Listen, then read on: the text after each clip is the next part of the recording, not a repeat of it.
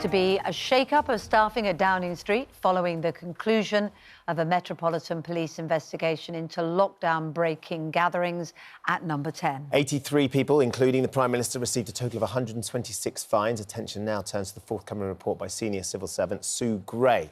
We're expecting that to be published next week. Nick Dixon has more.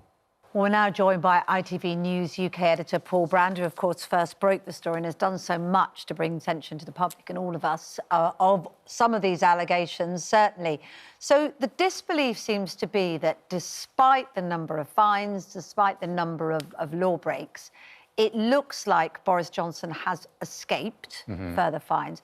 Is that word fair, though? Because if the Metropolitan Police have concluded their investigation, others might argue he's just been cleared. Yeah, and I think what people are looking at this morning is sort of two major, what might be called inconsistencies in the Metropolitan Police investigation on the face of it. One is that, as you say, the Prime Minister has been fined for the birthday party event, but not other events which seemed more raucous, to be quite frank. And the second is that junior staff in Number 10 have been fined for multiple events. The Prime Minister has not, even though we know that he did attend multiple events. Now, we're never going to get to the bottom of this because the Metropolitan Police are never going to tell us exactly what the rationale was behind each individual fine. But what we suspect is that the Prime Minister has been able to have his own sort of unique argument about Number 10 being his home as well as his workplace.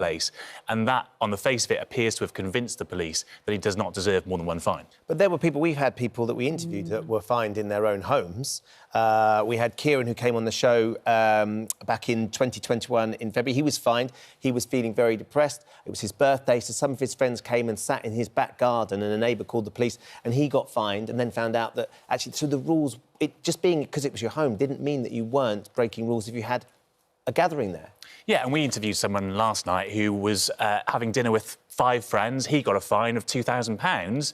The Prime Minister hasn't had a fine for gathering in the Number 10 garden with up to 100 people. Yeah. So this is where it starts to look a bit inconsistent. I put this to the Metropolitan Police yesterday. Is it sort of illogical, the way they've been applying the law here? Again, they won't discuss it. They won't go into the details, but they insist they've been consistent throughout. And we have to remember the rules did change, to be fair, during the pandemic. So different events would have attracted sort of different levels of scrutiny from the Metropolitan Police. It's not the case that they all were under the same regulations. No, indeed. So we're waiting now. We're back to that sentence, aren't we? The Sue Gray report. And I know that when we speak to Dominic Raab, that's going to be something on this show this morning. The most famous civil servant. The most famous civil servant. Yeah, she's got her own agent, I would imagine, by now, or wishes she had to field all the conversations. But why has that not been published now? And indeed, she's apparently calling for senior people to be named. Is that something that the government or others are trying to withhold? Yeah, so the reason that Sue Gray hasn't published her report until now is because the Metropolitan Police were doing their investigations and she had to hold off. And remember, we had that sort of taster of Sue Gray's report at the start of the year. Now we're getting the full-blown thing in all of its detail. But why not literally now?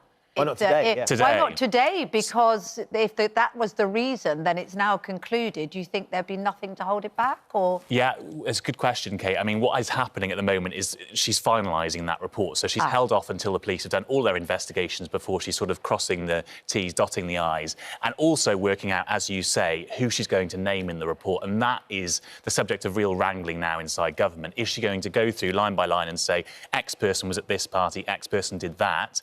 The government, Number 10, don't want her to do that for obvious reasons. It's very incriminating for those involved. The civil service actually have been quite reluctant to allow her to do that as well. People like the Civil Service Union are quite defensive of civil servants, as you'd expect. So that is where it's all sort of in play over the weekend, and we're more likely to get her report Monday, Tuesday, Wednesday. How nervous are Number 10 about this report? Because it's been on hold for such a long time. The Met Police have concluded their investigation. You'd think Number 10 would be pleased with how that's the outcome of that ultimately. How nervous are they about Sue Gray? Well, I think what I'd say about all of this, Ben, is that Partygate is not going to be sort of the fatal blow to Boris Johnson, but what it is going to be is kind of a recurring injury. And what Number 10 are keen to do is get Sue Gray out of the way, because they know that injury is going to flare up again next week when her report is published, and again later down the line when we've got the Privileges Committee in Parliament, for example, reporting on whether Boris Johnson misled Parliament. 2 by-elections in the summer where Partygate may well come up as a question about Boris Johnson's character yet again. And very briefly, for those who say, let's move on, why is it it's still important? I think ultimately, when you take a step back and think that 126 times the law was broken in number 10, including for the first time in history by a sitting Prime Minister, you know, yes, there may be other issues that people care about more right now in their own homes, whether it's cost of living or the war in Ukraine, but ultimately this has all become a question of character for Boris Johnson and about whether those at the top of government are truthful. Paul, pleasure great to have you as always, ever. yeah. Thank you for coming in. We'll be talking to Dominic Raab a little bit later on. It'd be interesting to get his thoughts on the conclusion of that Metropolitan Police report. And I wonder how often he says we're just going to have to wait for Sue Gray before we can comment on that as well. Shall we play We'll Have to Wait for Sue Gray bingo? Shall we give it a go? Paul, thank you. Thanks very much indeed, Paul. Thank you.